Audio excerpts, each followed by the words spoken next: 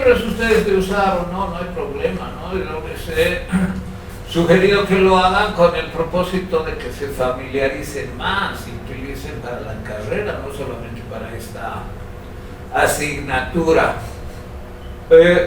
La IA no es reciente, solo que, bueno, no tenía ese nombre, ¿no? Pero sí existía, como tú dices, como programación, especialmente para ajedrez.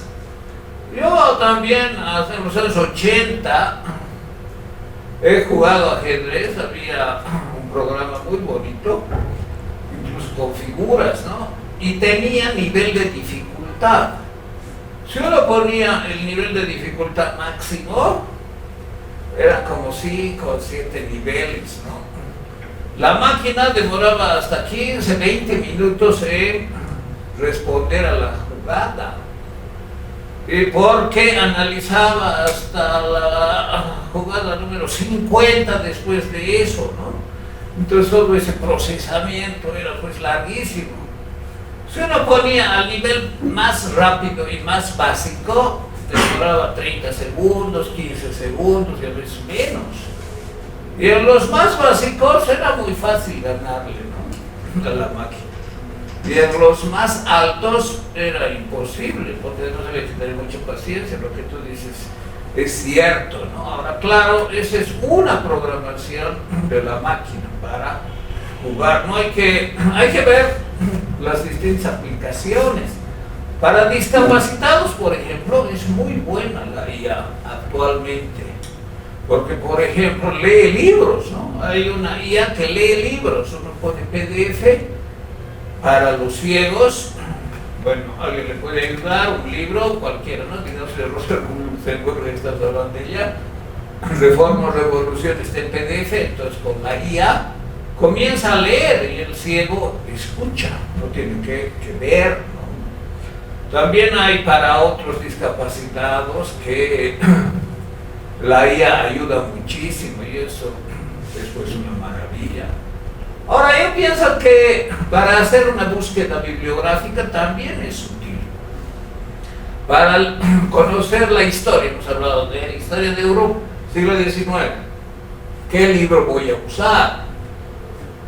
Eso les puede ayudar. Google funciona con IA, pues, con inteligencia artificial. Google es un motor de búsqueda, ¿no? Y tiene una gigantesca base de datos y busca ahí. El ChatGPT también es así y funciona con su propia base de datos. Hay otras IA que funcionan con la nube, o sea, es mucho más grande el conjunto de documentos electrónicos que buscan y encuentran, ¿no? Entonces, eso también hay que tener en cuenta. De todas maneras, espero que les sirva y quienes quieran usar, háganlo, y quienes no quieran usar, no hay problema. El asunto es que nadie puede copiar ni siquiera lo que está en internet, y menos lo que redacte la IA, ¿no?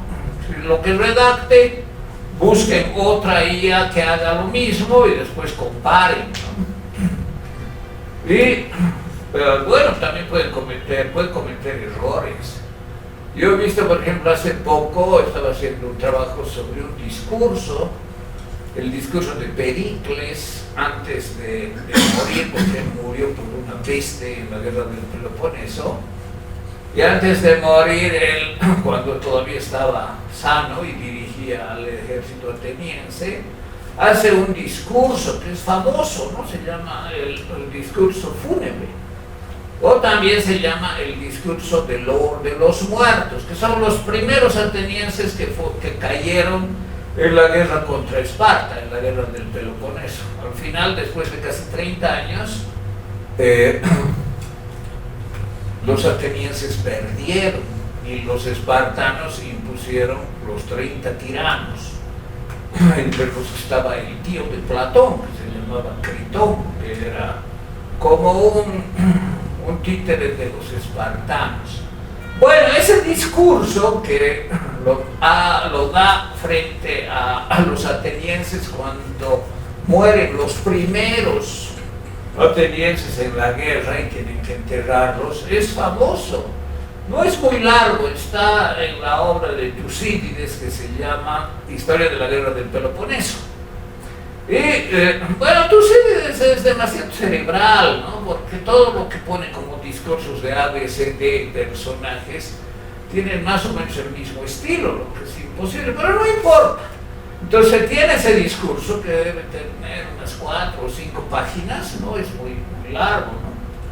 Y es un elogio de Pericles a la democracia ateniense. Entonces yo, cuando he leído el discurso en una u otra traducción, sé cómo es. Y le pedí a la inteligencia artificial que resumiera el discurso fúnebre de Pericles escrito en la Historia de la Guerra del Peloponeso, escrita por Tucídides.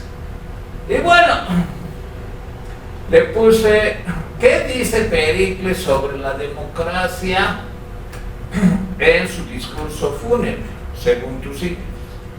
Y la IA me dio un resumen de lo que decía el discurso. Y estaba bastante bien, porque realmente decía eso, lo que señala la IA era ChatGPT.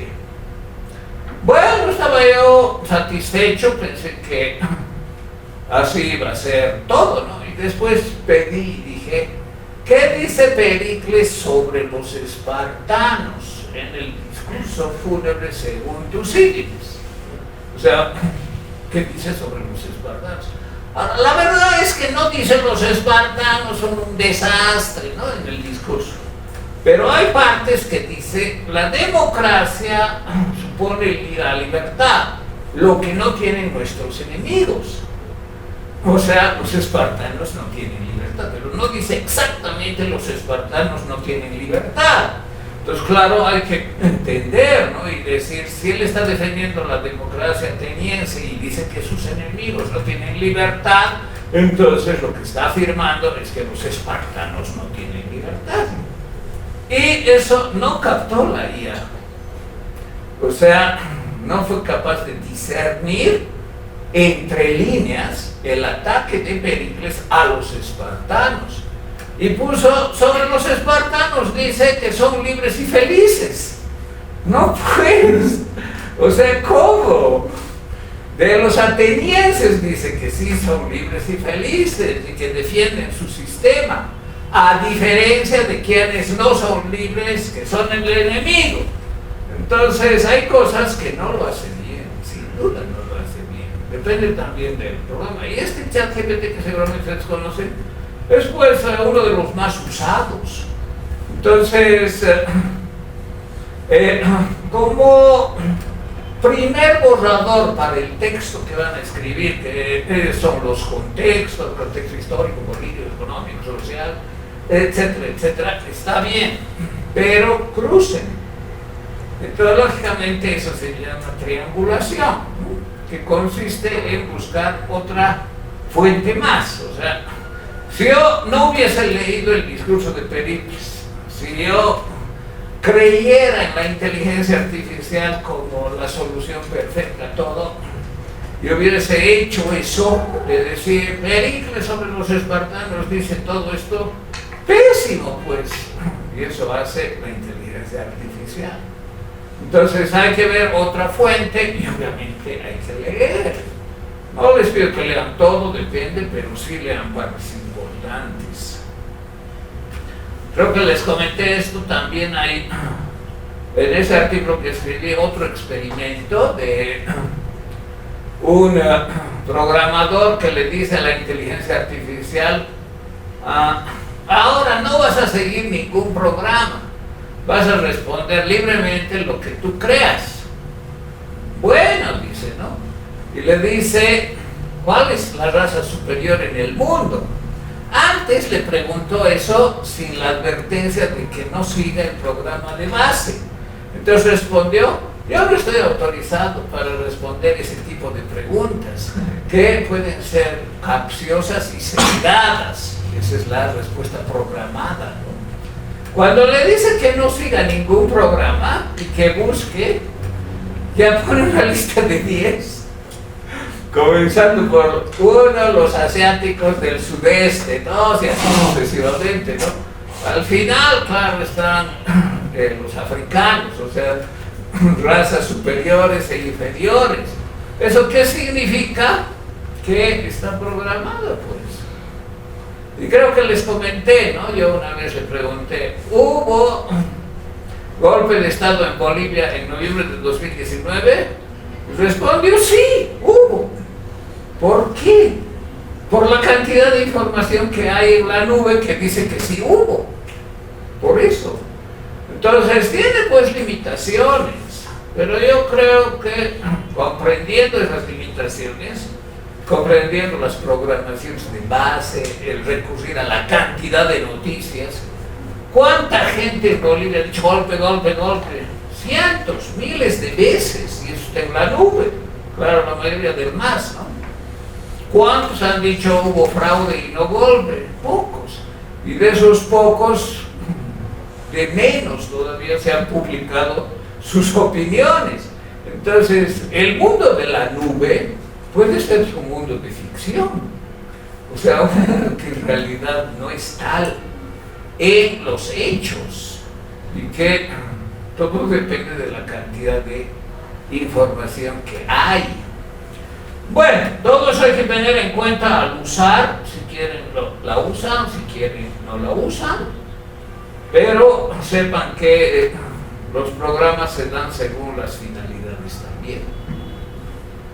Y una finalidad muy loable puede ser que un ciego escuche un audiolibro sin que exista como audiolibro, ¿no? Sino que la IA lea lo que está en PDF escrito. Bueno, vamos a continuar el desarrollo de la materia. ¿Alguien ha hecho su comentario a lo que les envié? ¿Nadie? ¿Has hecho tú? ¿Me vas a enviar o has traído? No tengo físico. Si tienen físico, me entregan. Si quieren, me pueden enviar también privadamente, no al grupo.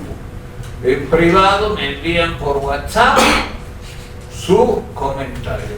Mínimo una página, máximo 2 páginas. Y yo les envié 3 textos, o sea, 3 documentos, un artículo del doctor Mancilla que se publicó hace poco, y después 2 entrevistas, ¿no? De la vicealcaldesa de Jerusalén, que evidentemente es una israelí, y que para mí tiene bastante solidez lo que dice. Entonces comentar esos 3 textos, 3 documentos, era el trabajo. Estos trabajos no tienen una calificación dentro de 100 puntos, sino son puntos adicionales. Digamos, Heinz presenta en el semestre unos 6, 7 trabajos, bueno, tendrá unos 10 puntos adicionales, ¿no? Porque seguramente además está bien argumentado, ha escuchado, siempre hay algún estudiante que se ocupa de los trabajos voluntarios, no por la nota, ¿no? Sino por el desarrollo también de su capacidad analítica, interpretativa y propositiva, de decir, bueno, yo estoy de acuerdo con A, no estoy de acuerdo con B, etcétera, ¿no? Yo no califico las posiciones, califico la argumentación, y puede ser que ya esté de acuerdo con la vicealcaldesa y otra persona esté de acuerdo con Mancilla y expongan ambos razones, entonces tienen muy buena calificación. Si es muy buen artículo, muy buen texto, muy buen comentario, tiene hasta 2 puntos, ¿no? Fuera de los 100, entonces haciendo un 5 se puede llegar hasta los 10. Bueno, entonces tienen hasta el miércoles para presentarte esos textos, porque tampoco es indefinido, ¿no? Hasta el último día que arriba a presentar sobre los primeros documentos, no. Una semana como máximo les doy para que presenten comentarios voluntarios, y se cuenta esa semana desde el momento que les envíe los documentos, que puede ser un artículo como el del doctor Mansilla, puede ser también un video, es decir, una entrevista televisada, o puede ser otra cosa, ¿no? Digamos, un debate, o lo que fuera. Entonces les voy a enviar siempre unos 2 o 3 documentos que sirven para la discusión, para, bueno, que no se discuta abiertamente en la clase, para esclarecer las propias ideas y opinar. Y en ese sentido, está muy bien que me entreguen en físico el comentario, pero también pueden hacerlo de forma digital, enviándome por WhatsApp privado su comentario. Bien, continuamos entonces con el desarrollo de la materia. Estamos viendo ahora otro capítulo que se podría llamar filosofía de la guerra y que es parte de la filosofía política. Muchos filósofos han escrito sobre la guerra y algunos, sin ser filósofos, han escrito sobre la guerra y sus opiniones tienen sin duda valor filosófico. ¿Quién sabe de algún filósofo que haya escrito sobre la guerra?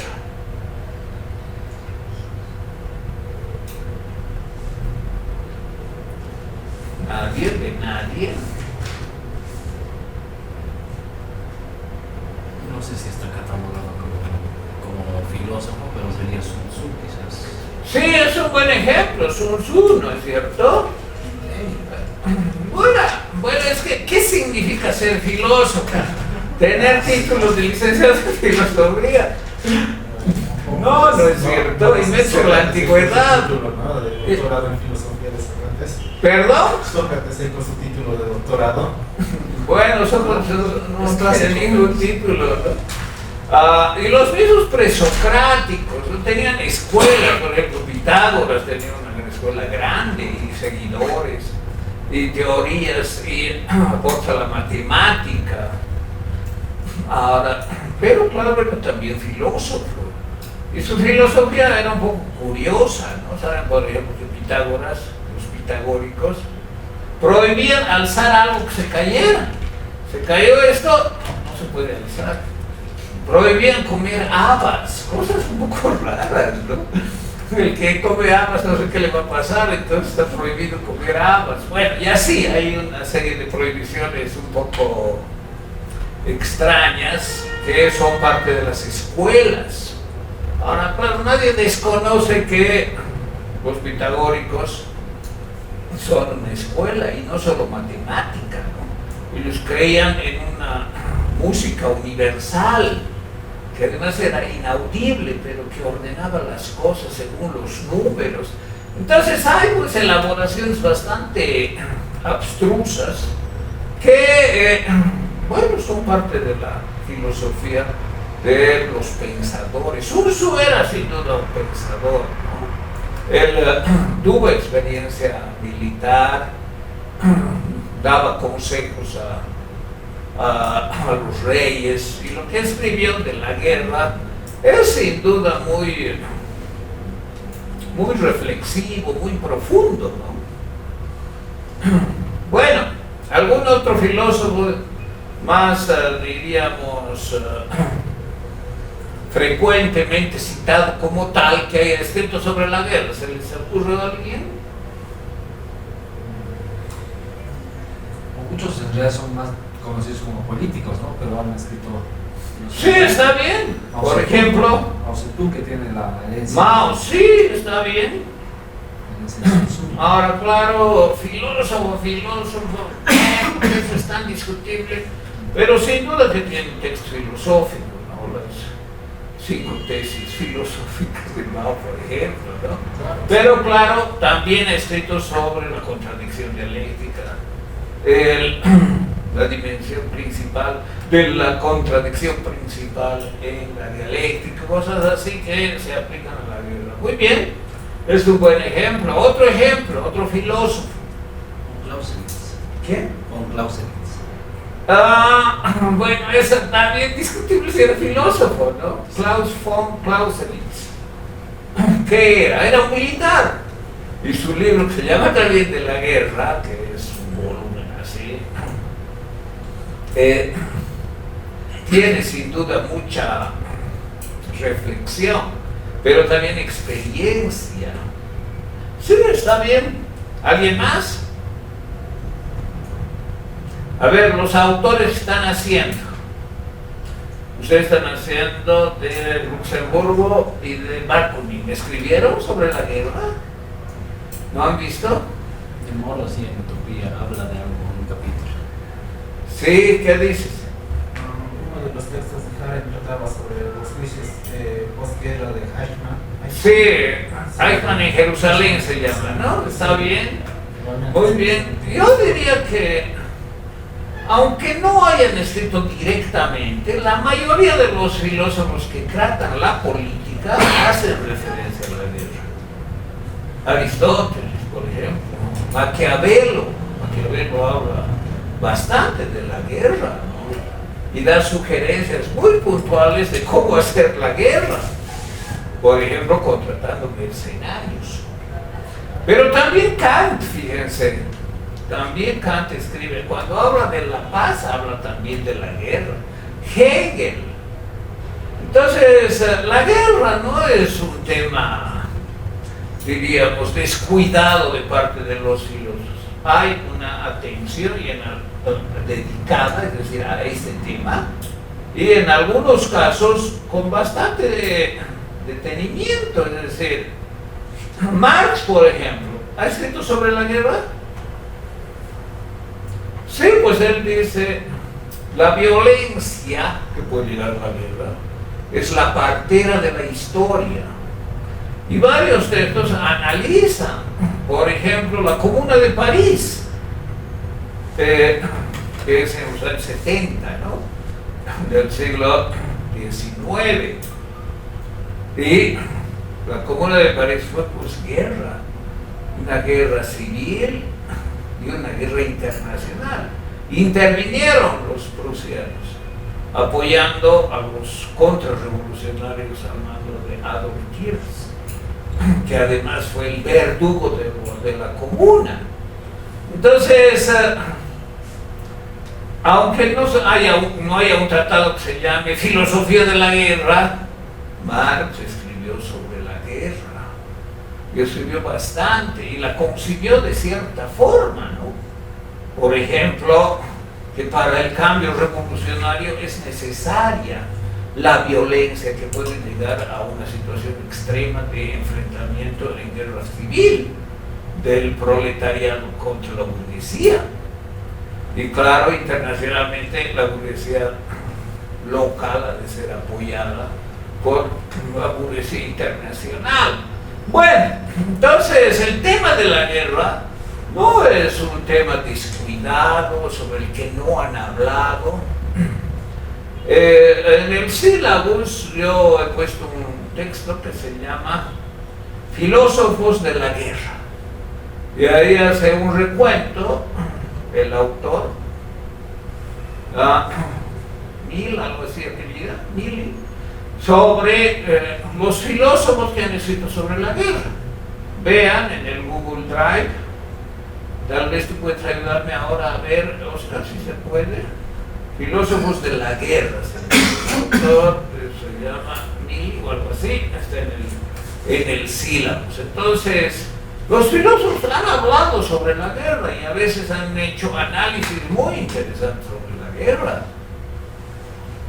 Recientemente hay como una moda, ¿no? Hay que ser pacifista, ¿cómo vamos a defender la guerra?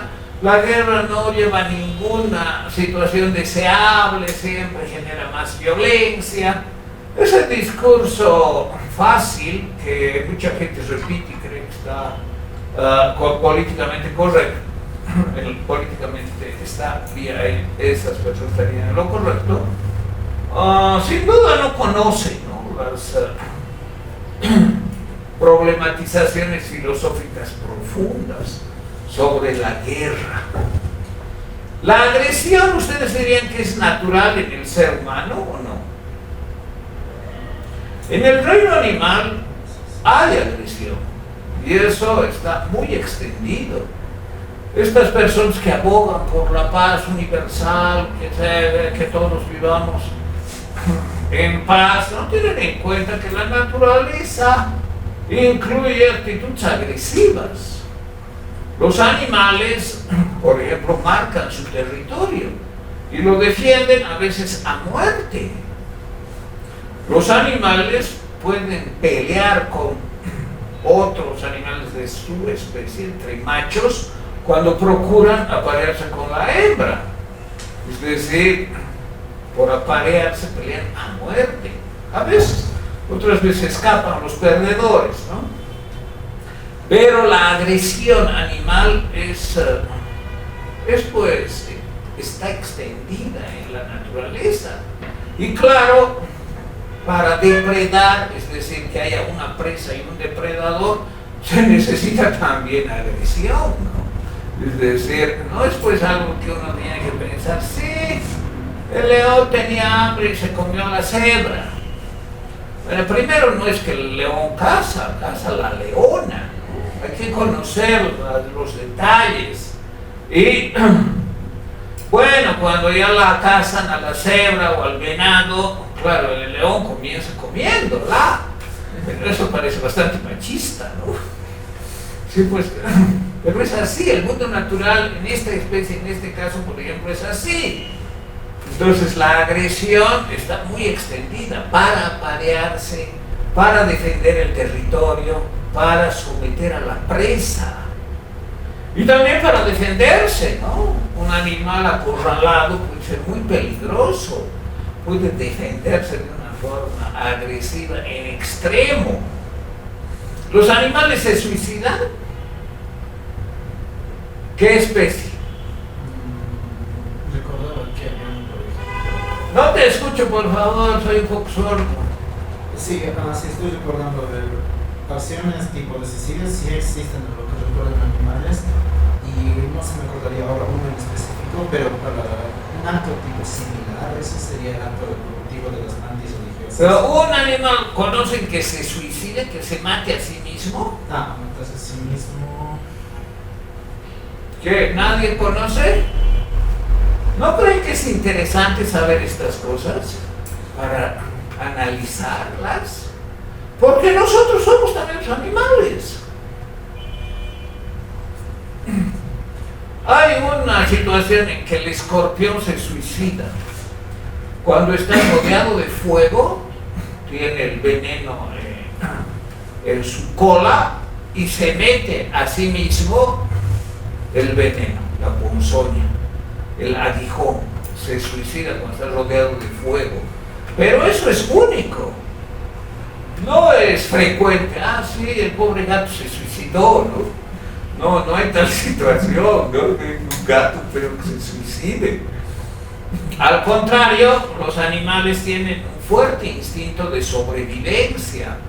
Y si se encuentran acorralados, pueden luchar por su existencia de manera extrema, ¿no?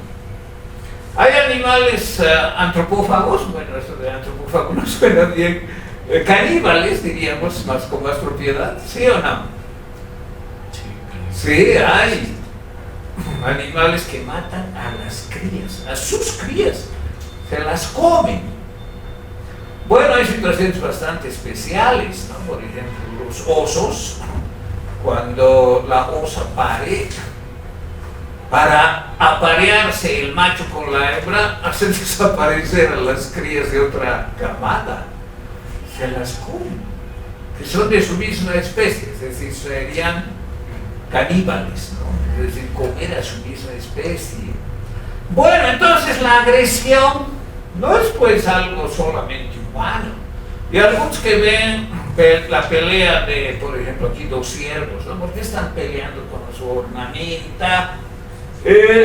Puede ser por aparearse, puede ser por disputar un territorio o una presa, y eso es frecuente.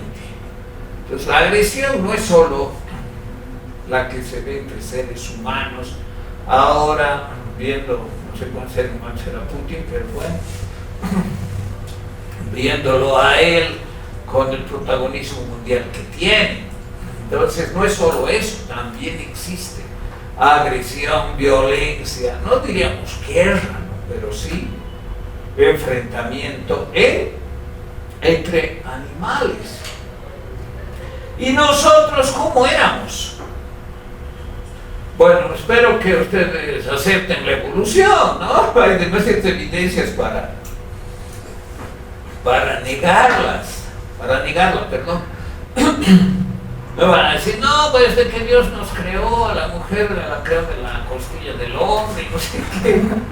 Hemos vivido bien hasta que a Eva se le ocurrió comer la manzana y ahí nos vamos a botar. No, eso no viene al caso, ¿no?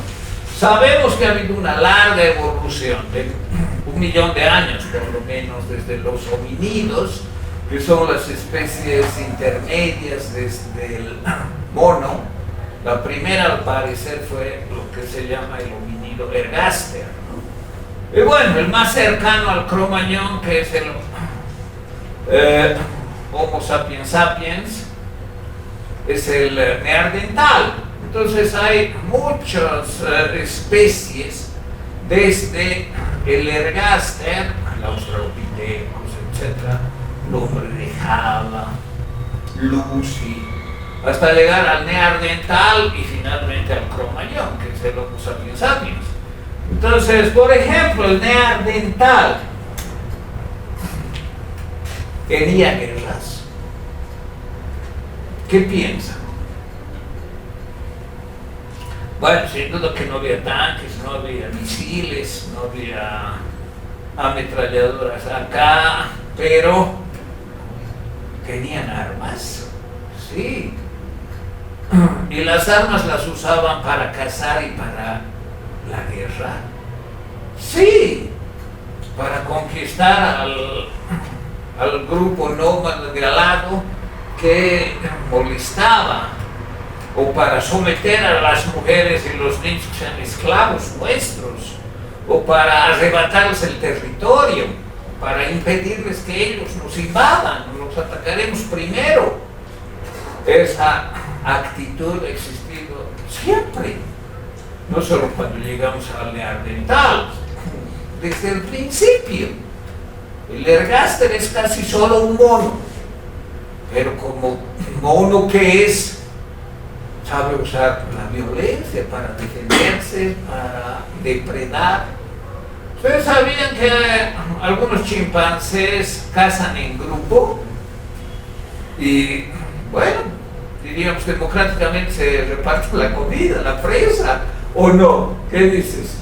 No, tienen su propio liderazgo. Claro, pero ese repartir no es pues ya todos al mismo tiempo, ¿no? El macho alfa primero accede. ¿Tú sabes a qué accede primero? ¿Qué es la parte más valorada de una presa para los animales que la cazan? Por ejemplo, chimpancés. Son las vísceras, especialmente el hígado y el corazón. Esas son las partes más valiosas que el macho alfa devora primero. Entonces fíjense, este orden natural de cazar, y como cazan algunos chimpancés es impresionante, ¿no? Rodean a la presa, le tiran cosas para que se mueva hasta que cae en el lugar donde pueden atacarla y la matan. Entonces, eso está. Hubo una época en que esas acciones estaban muy cerca a nosotros, porque éramos nosotros casi monos solamente, monos evolucionados, ergaster, australopithecus, el hombre de Heidelberg, por ejemplo, etc., ¿no? Entonces, saber eso es interesante, porque es conocimiento científico, respaldado en pruebas. Y claro, uno puede empecinarse en el dogmatismo, ¿no? Y decir, yo no vengo del mono, ¿no? Yo he sido creado por Dios.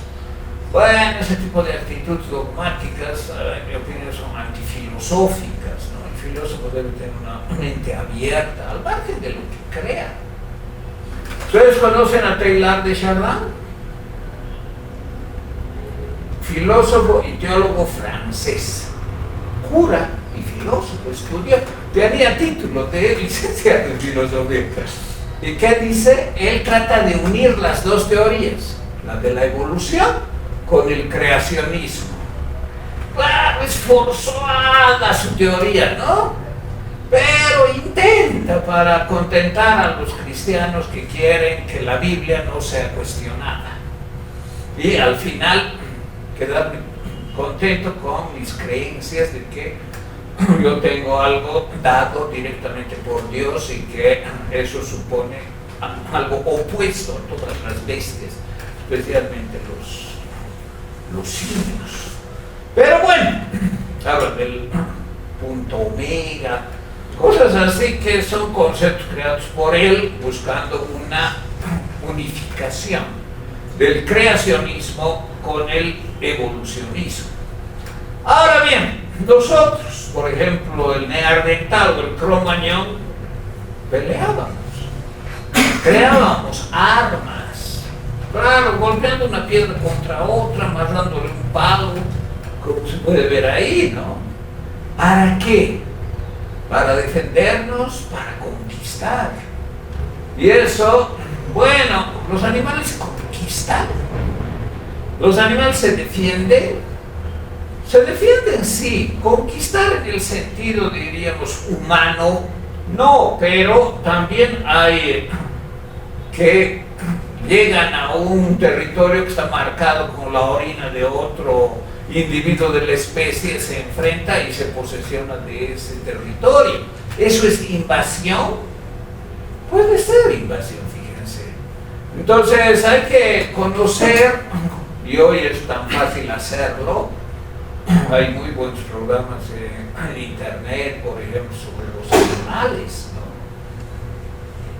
¿no? Y también sobre este periodo de la historia, que es la prehistoria, en que desde hace 1.000.000 de años, hasta hace 10.000 aproximadamente, en que ya aparece el Cro-Magnon. Ahora hay teorías de que se cruzó el Cro-Magnon con el Neandertal, ¿no? Y aunque desapareció el Neandertal, algo de su ADN quedó en especies posteriores. Pero esas son las nuevas teorías interesantes, por cierto, ¿no? Entonces, si ven una persona un poco bajita, de anchas espaldas, de manos grandes y un poco feo, podría ser un ser con ascendencia de Neandertal más fuerte que el resto, ¿no? Pero bueno, esas son elucubraciones que no hay que tener muy en cuenta. Lo cierto es que la agresión, o mejor, la agresividad, es natural. Y claro, entre nosotros, la especie humana, el Homo sapiens sapiens, se ha vuelto la guerra. ¿Qué define la guerra? Desde la guerra en la época de las cavernas, la época de piedra, bueno, pues definía cosas básicas, ¿no? Como quién manda, como quién obedece. El hombre ha realizado guerras con un sentido antropofágico.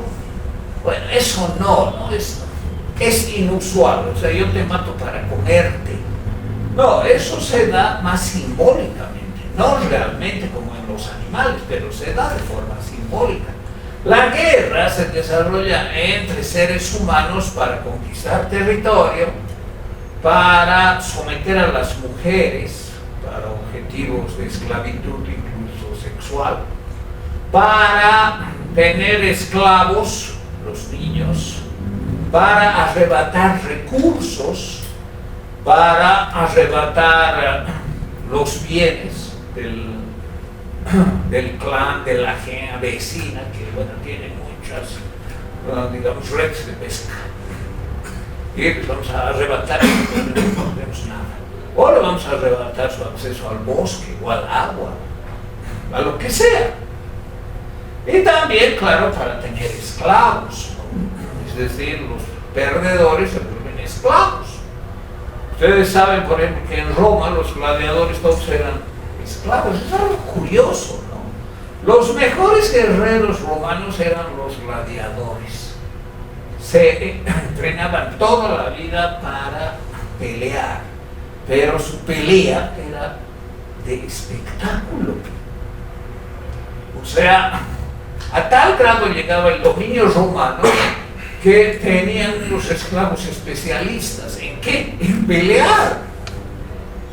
Y claro, la pelea que desarrollaban era para regocijo de los romanos y de la élite política, ¿no? Que al final decidía que se morían o no. Entonces, fíjense, el esclavo podía ser más hábil que el mejor de nuestros soldados, más fuerte, más capaz, pero se lo tenía dominado a tal grado que él tenía que usar sus habilidades como espectáculo. Entonces, no es que el mejor guerrero, el más fuerte guerrero siempre ganaba, no era así. El poder político y militar de un momento podía determinar una situación como esa. Hasta que reaccionaron, ¿no? Los gladiadores romanos y hubo la insurrección, el levantamiento ¿de quién? Espartaco. Muy bien, de Espartaco. Claro que no duró mucho y al final perdieron. Pero por lo menos hubo ese signo de dignidad en la historia, ¿no? De decir basta, nosotros ya no vamos a ser los bufones de un espectáculo sangriento en que las fieras nos devoran o nosotros nos matamos entre nosotros para diversión de esta gente que nos dominó en el pasado. Reaccionar. Entonces fíjense, la reacción con guerra es también guerra. La reacción con violencia puede generar también guerra. La guerra no es solo de invasión, también puede ser de rebelión contra el dominio, también puede ser de resistencia. Ya no vamos a seguir esta situación. Y claro, la guerra ha existido desde los homínidos, especialmente por nuestra ascendencia animal, y se ha desarrollado de forma progresiva. ¿Hasta qué punto? La civilización ha logrado un punto, bueno, es como un logro, en ese sentido no se puede hablar de evolución, ¿no? La evolución de la guerra, ¿hasta qué? Hasta Hiroshima y Nagasaki. ¡Qué maravilla! Llegamos a Hiroshima y Nagasaki, porque es una maravilla, una vergüenza. Entonces hay que tener mucho cuidado usando el término evolución. Hay bastante ligereza, ¿no? Vamos a ver la evolución. ¿Qué significa la evolución? De menos a más, bueno.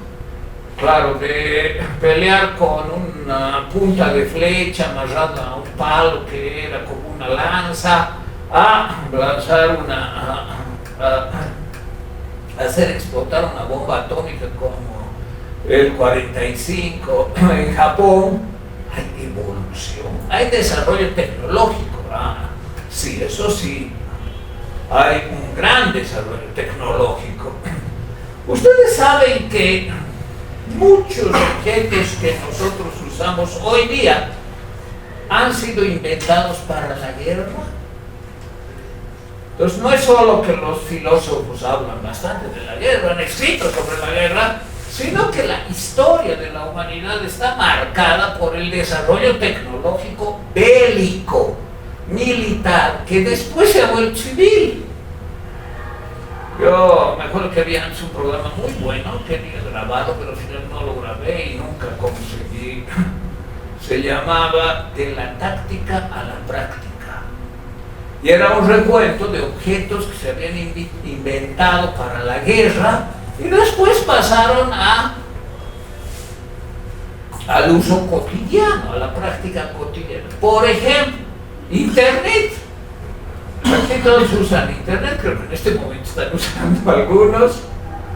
¿Quién ha inventado Internet? ¿Para qué se ha inventado Internet? Para la guerra.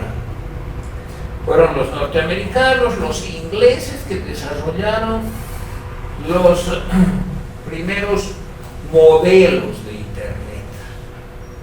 Y claro, no era para lo que puede usarse hoy, era para la guerra. Y así, ¿no? Drones, por ejemplo, radar. El radar se inventó para la guerra. Los tanques, el láser se ha inventado para la guerra, fíjense. Y ahora se usa en tantas aplicaciones, hasta para leer un CD, ¿no? Un DVD, para hacer operaciones muy de detalle, ópticas, por ejemplo, buques, jets, la comunicación, el teléfono inalámbrico para la guerra. Los submarinos fueron inventados para la guerra, las ojivas, los ordenadores, que ahora se usan en tantos ámbitos, las cámaras, fíjense, las cámaras fueron inventadas para la guerra. Y claro, al principio eran secretos muy bien resguardados, ¿no? Las cámaras, los submarinos. El enemigo, pero pronto sabe cómo funciona, hace ingeniería inversa y termina haciendo su propia cámara, su propio submarino, su propia bomba atómica. Eso ha pasado con la bomba atómica, ¿no? Los rusos, ¿de dónde han sacado? No es que han tenido sus propios científicos que han descubierto lo mismo, sino en eso los mejores copiadores, ladrones de tecnología ajena y que la simplifican y la producen masivamente. ¿Quiénes son? Los chinos, claro. Además tienen palabras, ¿no? Tiene una palabra, no me acuerdo cuál es, he escrito sobre eso, pero no me acuerdo, que significa copiar.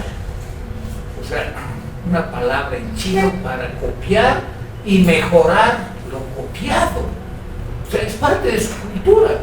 Por eso es una potencia ahora, y siempre ha hecho eso, no es reciente. Entonces, la tecnología militar, el desarrollo para la guerra, hasta llegar a situaciones extremas, ¿no? La cúpula de hierro de los judíos, es pues algo increíble. Cuando hubo, hace 2 años más o menos, los cohetes que lanzaba Hamás desde la Franja de Gaza a Tel Aviv, bueno, llegaban pocos, ¿no? Decían que lanzaban, llegarían 1 o 2. Era tan buena la cúpula de hierro que evitaba que los cohetes llegaran a Tel Aviv, pero alguno que otro llegaba. Bueno, yo tengo algún conocimiento de eso porque mi hija estaba en Tel Aviv cuando hubo esos ataques. Ya trabajaba en un proyecto de investigación universitaria y claro, todo está muy bien establecido, ¿no? La sirena, los refugios antibomba y lo que hay que hacer. Entonces ya nadie se inmutaba mucho. Claro, se apresuraban de llegar al refugio más cercano. 15 segundos para llegar al refugio, de manera que si pasa la cúpula de hierro y cae cerca no me afecta. O sea, tenían varios niveles de seguridad. La cúpula de hierro, las sirenas, el resguardo de los refugios. Había refugios en todas partes. Edificios de departamentos tenían, seguro que tenían. Casas tenían. Hoteles tenían, restaurantes, todo tenía refugio antibombas, ¿no? Y funcionaba muy bien.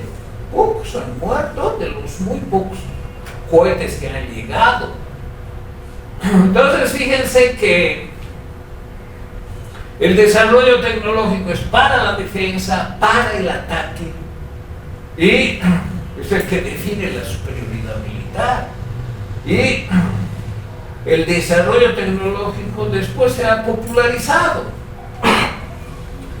Bien, vamos a ver un poco algunos autores. No hay mucho tiempo, pero vamos a hacer un rápido recorrido. Uno de los primeros autores que habla de la guerra, ¿quién es? Heráclito. Y habla de Pólemos. Aquí esto significa Pólemos, ¿no? Pólemos, ¿qué es? ¿Alguien sabe? De ahí viene la palabra, por ejemplo, polémica. ¿Nadie? Es el dios griego de la guerra. Ahora, no es como Ares, ¿no? Ares también es el dios de la guerra, griego. En Roma se llamaba Marte. Muy bien. Muy bien, Hans, me ayudas mucho. Evitas que me equivoque. Siempre es posible, ¿no? Marte en Roma, Ares en Grecia. Pero Ares en Grecia, ¿cómo era?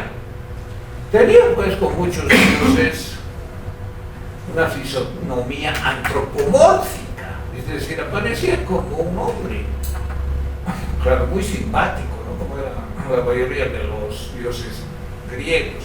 Eran perfectos, ¿no? Físicamente perfectos. Y la perfección estaba en la proporción, en la armonía, la cabeza en relación con el cuerpo, el arco de los brazos y en la cabeza, por ejemplo, la nariz proporcionada, etc. Es decir, esa es la belleza griega que se aplicaba plenamente y se realizaba plenamente en la imagen que tenían de los dioses. Pero Pólemos no tenía una representación en una imagen, era más abstracto. Y a veces se lo pensaba como un demonio. Ahora, el demonio no hay que concebirlo como en el imaginario judío, ¿no? Es decir, los malos, los demonios, los que siguieron a Lucifer. Lucifer es el que hace la luz, es el ángel caído y viven en el submundo. No, es diferente. El Hades es un reino más para los griegos, el reino de abajo donde gobierna Hades, que es hermano de Zeus, ¿no? Se repartieron después de derrotar a su padre Cronos, después de castrarlo. Hay siempre la parte sexual, ¿no? Pero bueno, entonces, ¿cómo era Pólemos?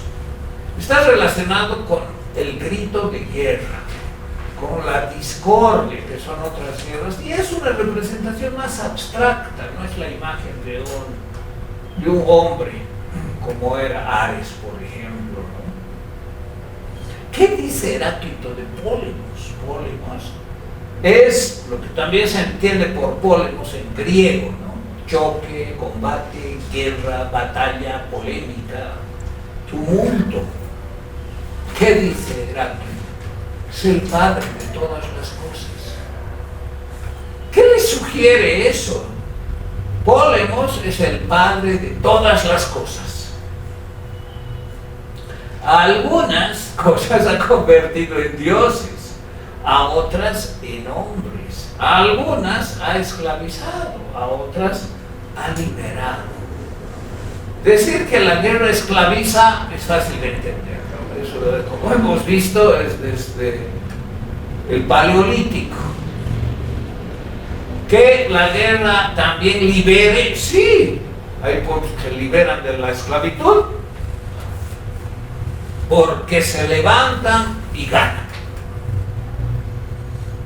Después se convierten en opresores de otros. Esta vida es así. Se puede entender esa parte. Lo otro, ¿qué quiere decir? Pólemos es el padre de todas las cosas. ¿Qué entiende? Para entender esto hay que conocer un poco la filosofía de Heráclito. ¿Qué más dice Heráclito? Es el filósofo del Pantarrey. Aunque algunos dicen que nunca dijo eso, pero Platón escribió en un diálogo, como dice Heráclito Pantarrey, Entonces es Platón el que dice que dijo Heráclito. Bueno, se puede asumir que sí, ¿no? Platón era bastante, diríamos, prolijo y no se inventaba cosas asignándoles dichos a los filósofos presocráticos. Bueno, haya dicho o no, lo cierto es que se entiende su pensamiento hoy día, el de Heráclito, como sosteniendo la metafísica del cambio, del movimiento, de la transformación y del todo fluye. ¿Qué quiere decir que todo fluya?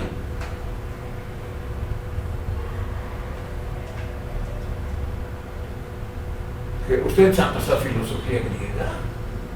Todo está sujeto al cambio. Todo está sujeto al cambio. ¿Eso qué quiere decir? No hay nada permanente, no hay nada constante. Muy bien, ¿no? Nada es lo mismo indefinidamente. Y así un segundo, ¿no hay algo que dure un segundo? ¿Qué dices, Heinz? El tiempo, quizás. Tal vez hay algo que dure un segundo y al segundo dura otro segundo y al tercer segundo dura otro segundo y así en una hora hay 3.600 cambios. Así es. ¿El Illimani está cambiando? Sí, ahora con el cambio climático se nota mucho, ¿no? Pero bueno, yo tengo bastantes años y cuando era niño parecía que no cambiaba. Cuando era niño viajé una vez con mi amigo que me invitó para que vea cómo esquiaba en Chacaltaya. Yo no tenía esquíes, así que no pude esquiar, pero vi qué bonito era esquiar, ¿no? Pero que veía, tenía bastante dinero para comprar los esquíes, pues se podía esquiar. Hace pocos años fui a Chacaltaya y ya no había nada de nieve, nada. Cambia pues. ¿Y el Illimani ha cambiado? Sí, ha cambiado. Ahora se ve mejor o peor la familia Aymara. ¿Saben, no? Que tiene una familia Aymara. ¿O no saben? Tú debes saber cómo te ocupas con las imágenes. ¿No sabes la familia Aymara del Illimani? No. Si ustedes ven con detenimiento el Illimani, tú conoces, ¿no? Escucho la historia, ¿no? Pero se puede ver, se ve ahí está una cholita con sombrero sentada y dos campesinos, ahí está la imagen. Antes era más clara, con el cambio climático está desapareciendo. Pero bueno, ¿cambia el Illimani? Sí, diríamos, ¿no? Pero cambia lentamente. ¿Ustedes cuántos años tienen? Digamos que tengan en promedio 25. Cuando tenían 12 años eran muy diferentes a ahora que tienen 25. ¿Alguien tiene 25 aquí? Menos o más. ¿Más? Ruiz, ¿cuántos años tienes? 27. ¿28? 27. 27, ven, el promedio está bien. ¿Y cuando tenías 15 años eras igual a lo que eres ahora? Prácticamente no. Bueno, físicamente, obviamente que no. Pero tu pensamiento no era similar, tus valores no eran similares. En cierta forma sí eran similares. Sí, había cosas, ¿no? Que a uno le llega de la familia y se conserva felizmente. Bueno, también la familia no puede ser un poco deleznable y legar aspectos que no son muy valiosos, pero en general uno mantiene lo que la familia lega, ¿no? También la religión. ¿Tú tienes una religión ahora? No. ¿Eres ateo o agnóstico? Como ateo, ¿no? Ateo, ¿y a los 15 años eras ateo? Sí. ¿Alguna vez has creído en Dios? ¿O nunca? Cuando era niño, sí. Cuando tenías, digamos, 8. Hasta mis 10 años. Y a 10 años creía en Dios, Luis. A los 15 ya no. Hoy es ateo. Cambio, ¿no? Y bueno, Hay otras personas que se vuelven homosexuales, por ejemplo, ¿no? Y ahora hasta trans y no sé qué cosas, ¿no? Que aparecen con senos, personas que antes tenían la fisonomía de hombres. Cambio, cambio, cambio, cambio. Y cambio no muy lento. Fíjense, de 10 a 15 años son 5 años. ¿Crees que a tus 60 vas a seguir siendo ateo? Yo creo que sí. Bueno, eso muestra convicción, fíjense. Está muy bien. Yo soy ateo y cuando me esté muriendo voy a seguir siendo ateo. Yo he conocido ateos, personas comprometidas con la izquierda, que cuando los capturaron para reprimirlos, para torturarlos, lo primero que han hecho, ¿saben qué ha sido?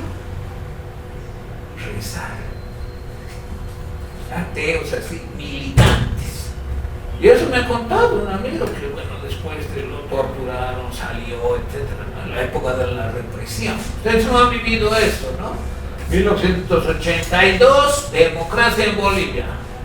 No conocieron los años 70, no conocieron la dictadura de García Meza, no conocieron, o sí, tal vez algunos de ustedes, sus padres, sus abuelos les han contado. Yo tenía así un amigo que lo primero que hizo, rezar cuando cayó. Entonces, está bien tener firmeza, pero no ser muy dogmático, ¿no? Ojalá que yo no tenga que rezar en algún momento porque soy ateo. Bueno, está bien. Pero los cambios se dan en la vida de cada uno. Heinz, ¿cuántas enamoradas has tenido hasta ahora? Incontables, No. centenares, Antes, pero ya. decenas. Ya he madurado ahora. ¿Ya te has casado? No. Digamos 10, 20, 30. No tanto, 3 así serias. 3, solamente 3. Serias después, pero ya había madurado. Pero así no tanto las serias, digamos unas 10 o 20. 10. Época de colegio, más. Claro, a veces es bueno hablar, ¿no? Para tener una idea y un promedio. Las estadísticas son buenas. Y tú tendrás una idea desde la primera, que siempre es la primera, ¿no? La primera relación, la más importante, a la que yo he amado, y me engañó. Bueno, eso también hay, ¿no? Y hasta que me engañó, nos separamos y bueno, hasta la última, digamos, 10. Bueno, has cambiado, dices, he madurado. El cambio puede darse de muchas formas y alcanzar distintos niveles. Bueno, se nos acabó el tiempo, qué pena. Les voy a enviar la diapositiva y hagan. El año pasado unos 2 estudiantes han aprobado por hacer los trabajos voluntarios, si no hubiesen reprobado. Les puede salvar la materia. Hagan los comentarios. ¿Han firmado todos? Yo,